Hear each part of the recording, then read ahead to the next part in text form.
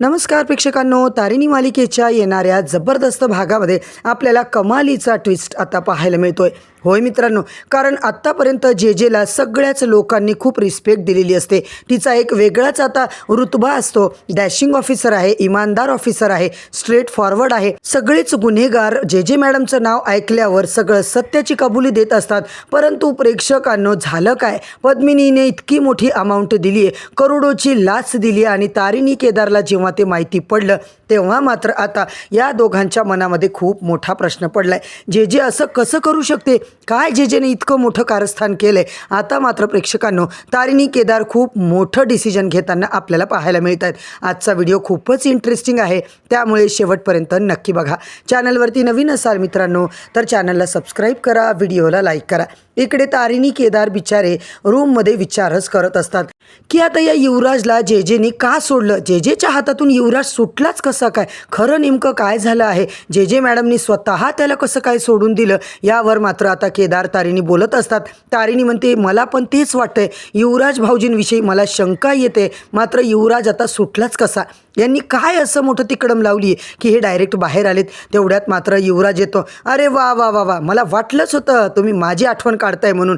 कोणी ना कोणी आठवण काढतीये, मला उचक्या लागल्यात ना. मला वाटलं आई वगैरे आठवण काढत असेल, पण आज मात्र तुम्ही लोक माझी आठवण काढताय. काय रे हेल्पर, तू कशाला माझी आठवण काढत होता? मला खरं खरं सांगा, तुम्ही दोघं माझ्याच गोष्टी करत होतात ना? तेव्हा मात्र प्रेक्षकांनो, चक्क युवराज तारिणीला जोरात म्हणतो आणि बोलतो, हे बघ तारिणी, मी कसा बाहेर आलो ना याचा विचार तू करायचा नाहीये. तुझं आता माझ्या वाकड्यामध्ये जायचा काही प्रयत्न केला ना तर मात्र माझ्या इतका वाईट कोणी नाहीये. मग मी तुला दाखवेल की युवराज खांडेकर काय लेवलचा माणूस आहे. बघ तू जर याच्यानंतर माझं नाव कुठे घ्यायचा प्रयत्न केला तर.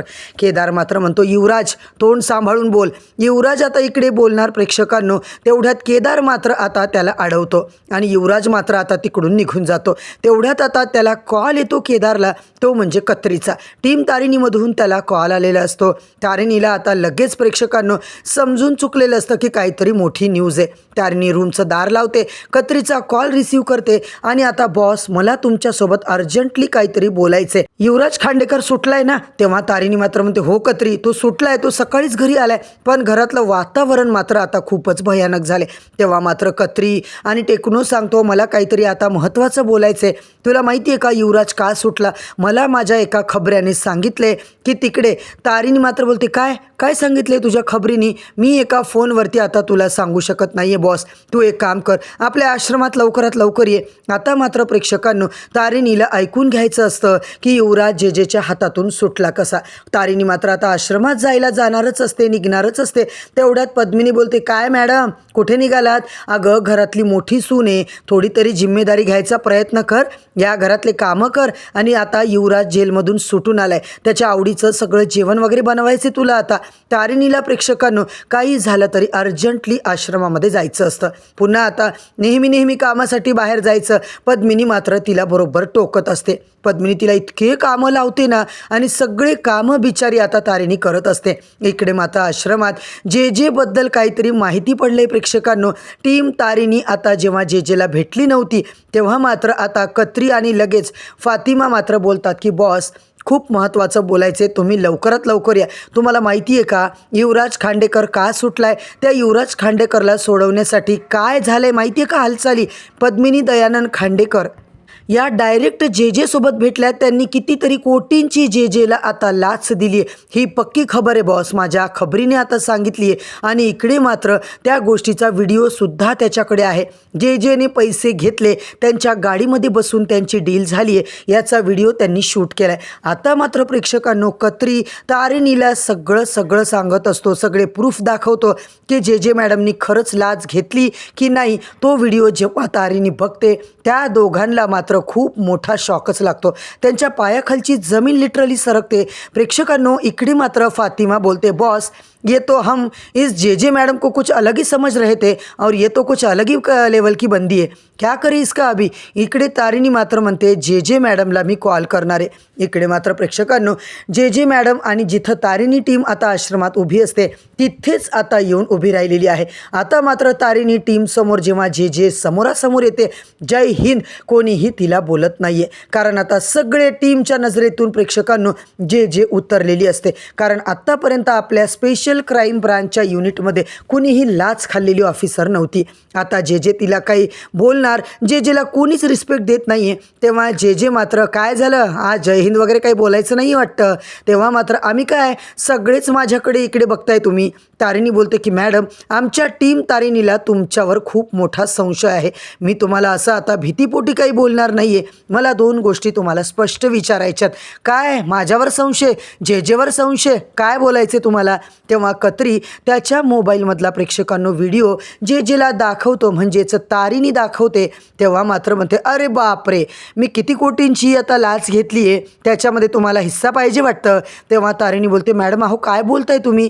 टीम तारिणीमधल्या एकाही मेंबरने आजपर्यंत कुठलंच खोटं काम केलेलं नाही आहे. कधीही लाचसुद्धा घेतलेली नाही आहे, त्या गोष्टीचा विचारच केलेला नाही आहे. पण तुम्ही मात्र जे मॅडम खूप वेगळ्या निघालात.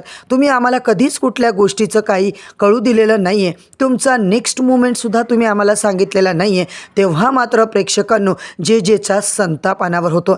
ती डायरेक्ट तारिणीवर आता जोरात खेकसते आणि तारिणीला सुद्धा आता राग येतो. तिचा आता रागाचा ताबा सुटतो प्रेक्षकांनो. आणि जे मात्र तारिणीला खूपच नको ते बोलायला लागते. ती बोलते हाच पुरावा घेऊन मी खूप मोठ्या ऑफिसरकडे जाऊ शकते. जे मॅडम तुमचा मी पर्दाफाश करू शकते. जे म्हणते हे बघ तारिणी बेलसरे, तुला काय करायचं आहे तू करू शकतेस. पण जे मात्र तेच करते जे ती बोलते. आणि मला जे करायचं आहे ना ते मी आता करून दाखवलं आहे प्रेक्षकांनो. इकडे जेच्या मनात नेमकं काय आहे हे मात्र टीम तारिणीच्या लक्षात पक्क आलेलं असतं की जेने लाच घेतलेली आहे आणि हे प्रकरण पक्क आहे, हे सगळं खोटं आहे. आता मात्र खरंच जेने कुठला प्लॅन आखलाय पण ती टीम तारिणीला सांगत का नाही आहे हे मात्र तारिणीला अजिबातच कळत नाही आहे. आणि आजच्याच भागात प्रेक्षकांनो अजून एक धमाका आपल्याला काय पाहायला मिळतोय. इकडे मात्र चक्क युवराजला एक फोन कॉल आलेला असतो. त्या फोन कॉलमध्ये आता स्पष्ट त्याला सांगितलेलं असतं खेळ अजून संपलेला नाही आहे. असं मात्र प्रेक्षकांनो आता युवराजला पुरता डॉक्टर कामतवरच डाऊट आलेला असतो. कारण हा आवाज त्याला मात्र डॉक्टर कामतांचाच वाटतो. इकडे केदारची भयंकर चिडचिड चालू असते. केदार आता म्हणत असतो की या युवराजचं सत्य मला सगळ्यांच्या समोर आता सांगायचं आहे. मला आता काहीच आता मनामध्ये ठेवायचं नाही आहे. युवराजच रेव पार्टीमध्ये होता आणि आमच्याकडे प्रूफ आहे. कारण रेवाने काढलेला व्हिडिओ अजूनही प्रूफ म्हणून तारिणीच्या जवळ आहे प्रेक्षकांनो. त्यांनी अजून जेला सुद्धा दाखवलेला नाही आहे. आता मात्र केदार तारिणीचं हे बोलत असतानाच डॉक्टर कामतची तिकडे एंट्री होते आणि डॉक्टर कामत मात्र सरळ केदारला विचारतात काय रे तुम्हाला काय वाटतं की अजूनही युवराजच गुन्हेगार आहे? पण मला तसं वाटत नाही. आणि केदार तारिणी प्लीज तुम्ही या प्रकरणाच्या आता दूर राहिलं तितकं चांगलं आहे. डॉक्टर कामत यांच्या अशा वाक्यामुळे प्रेक्षकांनो केदारला मात्र कामतवर आता डाऊट झालेला आहे. शेवटी आता इकडे युवराज स्वतः म्हणत असतो गुलाबपेक्षाही मोठ्या म्हणजेच त्याच्या बापाला भेटायची आता आपल्याला वेळ मिळालेली आहे. म्हणजे आता गुलाबचा बाप, गुलाबचा बॉस कोण आहे, आता मी कोणत्या लेवलचा माणूस आहे हे त्यांना कळणार आहे. तर मित्रांनो युवराजला आलेला तो रहस्यमय कॉल नेमका कोणाचा होता? खरंच या सगळ्या प्रकरणाचे डॉक्टर कामतच खेळाची सूत्रधार आहेत का? आता नेमका काय धमाका होणार आहे हे सुद्धा आपल्याला पाहणं फारच रंजकदार ठरणार आहे. आणि या दरम्यानच आपण पाहतोय की इकडे पद्मिनी तारिणीचा सूड घेत असते, छळ करत असते, मुद्दामून तिला कामं लावण्याचा प्रयत्न करते. युवराजच्या आवडीचा स्वयंपाक कर, त्याची खोली साफ कर, प्रत्येक गोष्ट तारिणीकडून करते, प्रत्येक वेळेस तिचा अपमान करत असते. त्यातच आता रेखा बेलसरेने सुद्धा स्वतःचे हात धुवून घेतलेत प्रेक्षकांनो. ती सुद्धा तारिणीचा एकही अपमान करण्याची संधी सोडत नाहीये. बरोबर तिने तारिणीकडून आणखीन काम करून घेतलंय. चेतना बिचारी तिच्या मदतीला येते पण पद्मिनीने मात्र तिला अजिबात येऊ दिलेलं नाहीये.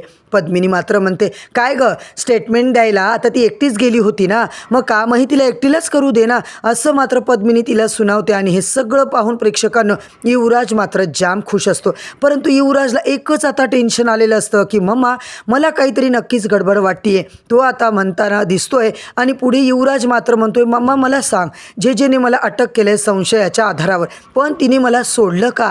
या सोडण्याच्या मागे नेमकं काय होतं हे मला अजून कळलेलं नाहीये. आता मात्र प्रेक्षकांनो पद्मिनीच्या तोंडावरचा रंगच उडालाय.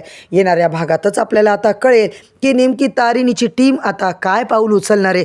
जेचा खरंच मोठा दुसरा काय प्लॅन आहे हे सगळं आपल्याला जाणून घ्यायचं. प्रेक्षकांनो चॅनलवरती नवीन असाल तर चॅनलला सबस्क्राईब करा, व्हिडिओला लाईक करा.